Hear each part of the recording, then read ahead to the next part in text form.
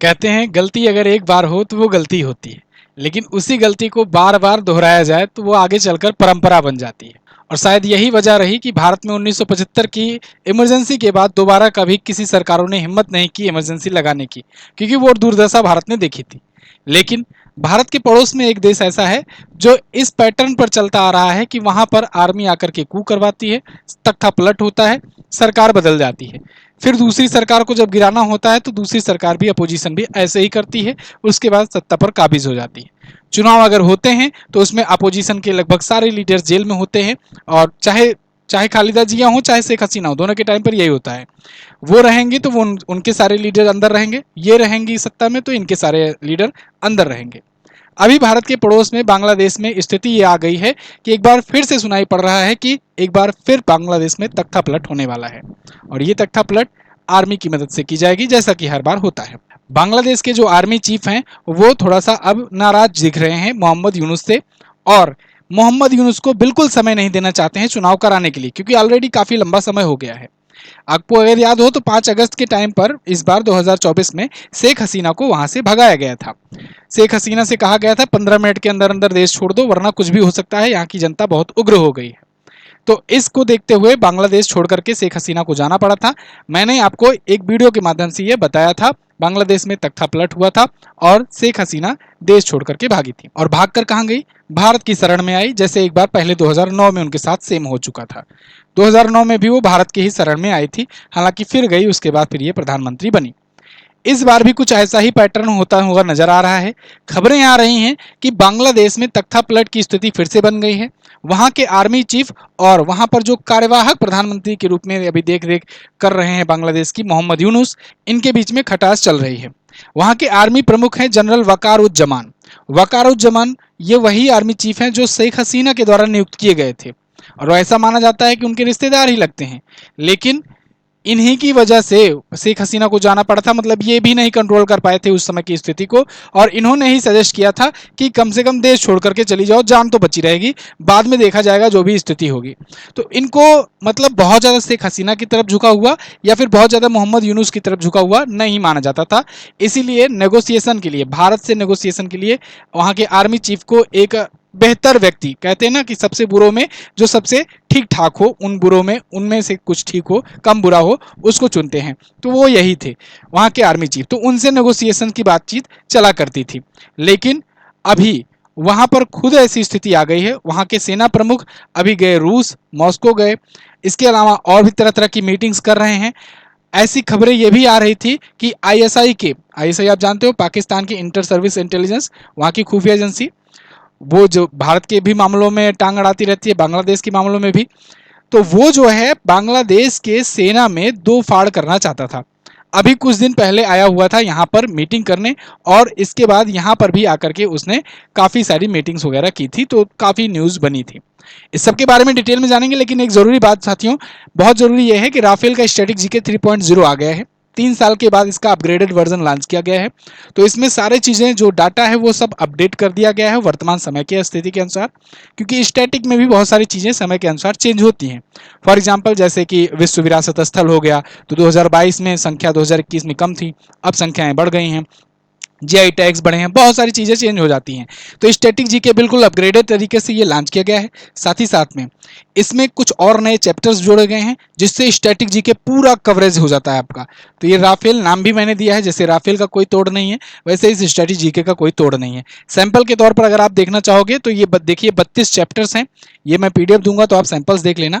हर एक राज्य की भी डिटेल इसमें दिया गया है, स्टैटिक जानकारी कि मतलब उस राज्य का राजकीय पशु कौन है, राजकीय पक्षी कौन है, ये अमूमन जनरली देखने को मिलता नहीं है कहीं पर। राजकीय फल कौन सा है, कब स्थापना दिवस हुई थी, सभी राज्यों का। इसके अलावा शास्त्रीय नृत्य होते क्या हैं, कहाँ कहाँ पर हैं, किस प्रकार बनाए जाते हैं, कहाँ कहाँ पर होते हैं, लोक नृत्य राज्यों के क्या क्या होते हैं, क्या किनकी शैली होती है, किस प्रकार के भौगोलिक स्थितियों में कौन कौन सा मनाया जाता है, ये सब आपको यहाँ पर दिया गया है। इसके अलावा खेल से संबंधित और वाद्य यंत्र से संबंधित सारी डिटेल्स दी गई है। तो आपको ये बेहतरीन स्टैटिक जीके की ई बुक मिल रही है। ये ई बुक आपको एमजेटी ऐप पर मिलेगा। एमजेटी ऐप पर जाइए और प्री लॉन्च ऑफर के तहत, जैसा कि मैं आपको हर ई बुक में दिया करता हूँ, एक विशेष छूट दी जा रही है। वैसे तो ये ई बुक 99 की रखी गई है, लेकिन अभी प्री लॉन्च ऑफर के तहत 2 दिनों के लिए मात्र इसका रेट 30 रेट्स कम करके 69 किया गया है। बहुत सारे लोगों ने सुबह से अभी तक ऑलरेडी ले लिया है, जाइए फटाफट से इसको ले लीजिए, नहीं तो फिर से ये 99 का ये हो जाएगा। ठीक है, तो इसके लिए आपको MZT कूपन कोड यूज करना है। वैसे आप ऐप में जाओगे तो आपको जगह जगह लिखा मिलेगा ही, लेकिन आप MZT कूपन कोड याद रखना, इसको डालोगे तभी आपको ये 69 में मिलेगा, MZT ऐप पर ही। ठीक है ना, चलिए टॉपिक पर वापस आते हैं। तो साथियों, अभी क्या हुआ है कि बांग्लादेश में ना पैटर्न बन गया है, और ये पैटर्न बहुत खतरनाक भी है। मतलब कि आप समझो ना कि आने वाले दिनों में कभी भी वहां लोकतांत्रात्मक तरीके से अब सत्ता नहीं बदलने वाली है, ये तो जान लो आप।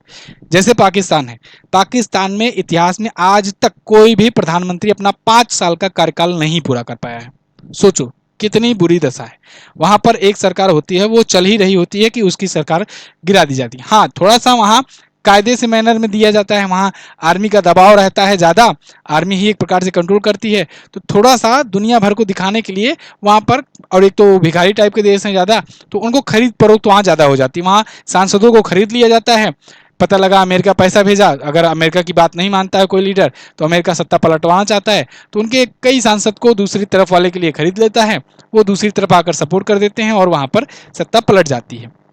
लेकिन बांग्लादेश में क्या हो रहा है, बांग्लादेश में पैटर्न ऐसा बनता जा रहा है कि बहुत सारी भीड़ इकट्ठा हो जाएगी, जगह जगह दंगे फसाद होने लगेंगे, और उसके बाद सेना आएगी, या फिर सेना की मदद से और उग्रवादियों की मदद से, जो सो कॉल प्रोटेस्टर्स रहेंगे उनकी मदद से सत्ता पर काबिज कर लिया जाता है। प्रधानमंत्री को भागना पड़ता है देश छोड़ करके।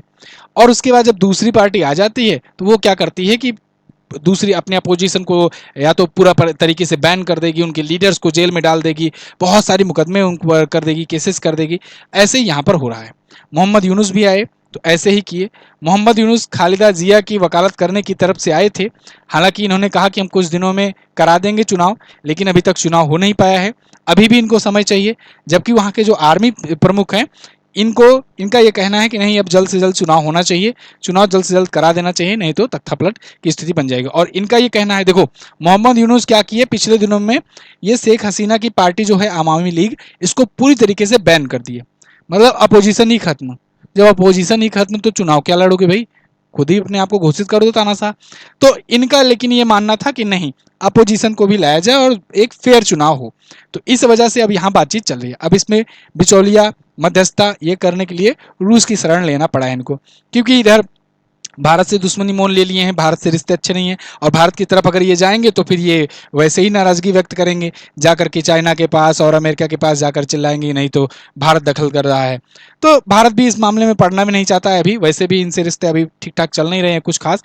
तो इसलिए ये अभी अभी के टाइम पर यहाँ के एक प्रकार से कहें कि एशिया में जो अभी उभरता सबसे बड़ा लीडर है रूस, उसके पास ये गए हुए हैं। खैर, इसी बीच में आपको ये भी बता दूं कि आपको अगर याद हो 2 महीने पहले जब मैंने वीडियो दी थी, तो मैंने ये भी बताया था कि वहां पर कुछ खेला हो सकता है। खेला क्या हो सकता है कि शेख हसीना वापस से बन सकती हैं प्रधानमंत्री। कैसे भाई? एक्चुअली में जब ये 5 अगस्त को देश छोड़ करके गई थी, तो इन्होंने इस्तीफा राष्ट्रपति को सौंपा नहीं था। तो मतलब ऑफिशियली ये अभी भी प्रधानमंत्री हैं वहाँ की, क्योंकि अभी कार्यकाल तो बचा है, अभी 2024 में ही तो शुरुआत में जनवरी में हुआ था चुनाव, तो अभी तो इनका पूरा पूरा 5 साल का कार्यकाल बचा हुआ है। तो इसलिए, और इस बात की पुष्टि वहाँ के राष्ट्रपति ने भी की। वहाँ के राष्ट्रपति जो हैं शहाबुद्दीन, इन्होंने ये कहा था कि मैंने बस सुना कि शेख हसीना प्रधानमंत्री पद से इस्तीफा दे दिया है, लेकिन मेरे पास उनके इस्तीफे से जुड़ा कोई भी सबूत नहीं आया है, और मैंने कई बार इस इस्तीफे की लेने की कोशिश की थी, लेकिन शायद इसके लिए उनके पास समय नहीं था, और अब तो वो देश छोड़ के चली गई हैं। तो हमारे पास तो इस्तीफा आया ही नहीं है, और जब तक राष्ट्रपति के पास इस्तीफा नहीं जाएगा तब तक इस्तीफा माना ही नहीं जाएगा। तो इस हिसाब से टेक्निकली तो अभी भी प्रधानमंत्री वही हैं शेख हसीना।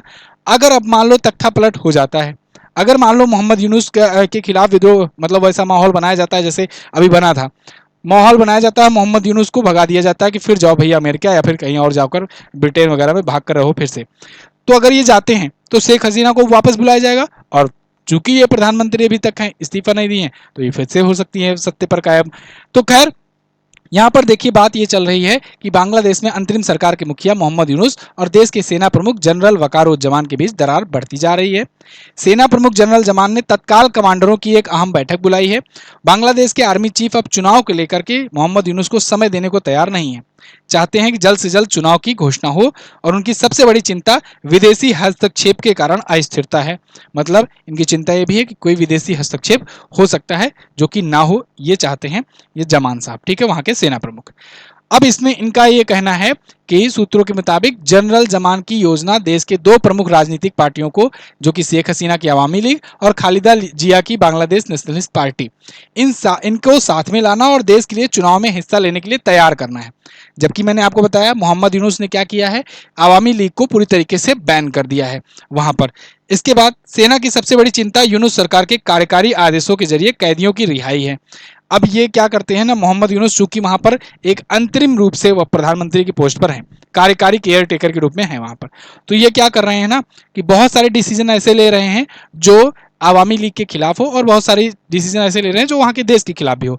रिलेशन भी बिगड़ रहा है यहाँ तक कि, यानी कि इंडिया से भी रिलेशन बिगाड़ने में इन्होंने कोई कसर नहीं छोड़ी, सब कुछ कर डाले, ऊपर से जाकर के चाइना में आग भी उगल डाले कि ये तो हम नॉर्थ ईस्ट स्टेट को अलग करना चाहते हैं, मतलब कि वहां से बांग्लादेश डायरेक्टली जुड़ता है, जो चाइना को आना चाहिए वहां इन्वेस्टमेंट करने, और मैंने इस पर आपको वीडियो दी थी, आना चाहिए चाइना को उस पर इन्वेस्टमेंट करने, जिससे नॉर्थ ईस्ट को हम लोग कनेक्ट कर सकें।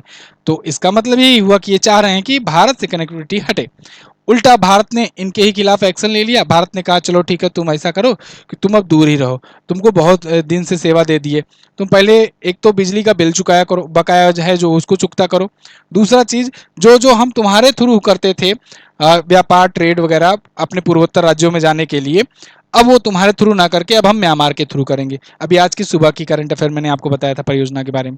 खैर, यहाँ पर सेना ने कहा है कि बांग्लादेश की सेना का बड़ा हिस्सा जनरल जमान की पूरी तरह के साथ है, और जब पूरी तरह से साथ है तो मतलब मोहम्मद यूनुस के खिलाफ भी हो सकता है यहाँ पर, और इसलिए मोहम्मद यूनुस हो सकता है ये चले जाएं, ये इनको छोड़ना पड़े।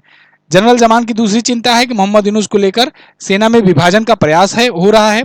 उन्होंने सेना प्रमुख की अनुपस्थिति में राष्ट्रीय सुरक्षा सलाहकार की नियुक्ति की थी। अब देखिए, सेना प्रमुख है नहीं, लेकिन राष्ट्रीय सुरक्षा सलाहकार की नियुक्ति हो गई। भाई सुरक्षा सेना प्रमुख के मौजूदगी में होना चाहिए ना, राष्ट्रीय सुरक्षा सलाहकार है वो, एनएसए है, तो उसकी अनुपस्थिति में ये हो गया था, जिससे इन प्रयासों को बल मिला।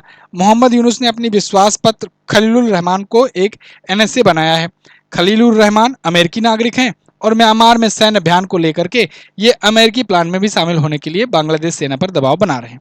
मतलब इनडायरेक्टली अमेरिका हस्तक्षेप कर रहा है, और ये हस्तक्षेप नहीं चाहते हैं यहाँ पर सेना प्रमुख बांग्लादेश के। आने वाले दिनों में बहुत कुछ हो सकता है, लेकिन अब ये तो समझो कि देखो लोकतंत्र को भारत में देखो, इसीलिए भारत को देश महान कहा जाता है कि एक तो हम लोग दुनिया के सबसे बड़े लोकतंत्र हैं, इतनी ज्यादा विविधताएं हैं, उसके ऊपर भी इतना अच्छे तरीके से सब लोग सौहार्द बना करके चलते हैं, लोकतंत्र का महोत्सव भी आनंद लेते हैं। इसके बाद वो अलग बात है, चलो थोड़े मोड़े आरोप लगते हैं, कुछ कुछ जगहों पे केसेस भी ऐसे आते हैं, लेकिन एक प्रकार से इतने बड़े देश में इतना बेहतरीन ढंग से लोकतंत्र को सुचारू रूप से चलाते रहना, वो भी 70-80 साल से लगातार, आप देखो ये बहुत बड़ी उपलब्धि है भारत की।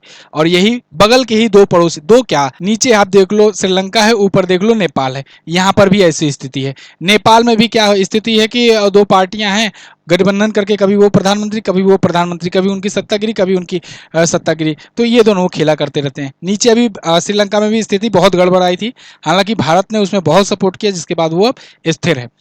तो ये स्थितियां बन रही हैं भारत के आसपास के पड़ोसी देशों में कि वहाँ अस्थिरता बनी है। वहीं भारत इतना बड़ा देश होकर के इतनी बड़ी लोकतंत्र को इतनी ताकत के साथ ले चल रहा है। तो इस पर आपकी क्या राय है, आप लोग कमेंट करके ज़रूर बताइएगा। खैर, आगे जो भी इसमें अपडेट आएगा मैं आपको बताऊंगा ही। फिलहाल तो इनसे यही कहा जाएगा कि भाई सब कुछ तो गड़बड़ कर ही दिए हो, बांग्लादेश को पूरा डुबाने पर लग गए हो। तुम्हारे यहाँ 36 सालों में सबसे कम की जीडीपी ग्रोथ रेट देखने को मिली है, इकोनॉमी डूब रही है, निवेशक भाग रहे हैं, ट्रम्प के टैरिफ से हालत खराब है, और इन सबको इग्नोर करने के लिए, लोगों को भटकाने के लिए कुछ ना कुछ करते रहते हो। कहीं इंडिया के खिलाफ बोल दोगे, कहीं कहोगे कि नॉर्थ ईस्ट को अलग करना चाह रहे हैं, कहीं कुछ भी बोल दोगे कि पाकिस्तान से अगर युद्ध हुआ तो हम बीच में कूद पड़ेंगे, इधर से वार छेड़ देंगे। तो ये अलग अलग प्रोपेगेंडा करते रहते हैं। तो खैर, आपकी क्या राय है इस पर, आप लोग कमेंट करके जरूर बताइएगा। पाकिस्तान को तो ठंडा कर ही दिया गया है, अब थोड़ा सा बांग्लादेश को भी पीछे अभी फोकस कर रहा है इंडिया। आने वाले दिनों में कुछ और भी हो सकता है कि इनको भी अच्छे से सबक सिखाया जाए, क्योंकि पिछले दिनों में जब पाकिस्तान से युद्ध में बिजी था भारत, तब बांग्लादेश इधर से धीरे धीरे इसको फुदकने की आदत है, तो ये धीरे धीरे फुदक रहा था। हालांकि भारत ने भार्गवास्त्र लॉन्च करके, इसके अलावा तीस्ता प्रहार यहाँ सैन्याभ्यास करके यहाँ पर ताकत दिखा दी है इनको तीस्ता फील्ड फायर रेंज में। तो ताकत देख लिए हैं, कुछ शांति बनाए हुए हैं, लेकिन फिर भी अगर उछलेंगे तो इनका इलाज किया जाएगा। आप कमेंट करके अपनी राय दीजिएगा और स्टैटिक जीके की ई बुक आप जा करके ले सकते हैं एमजीटी ऐप से। मिलूंगा अगली वीडियो में, तब तक के लिए नमस्कार, जय हिंद, वंदे मातरम।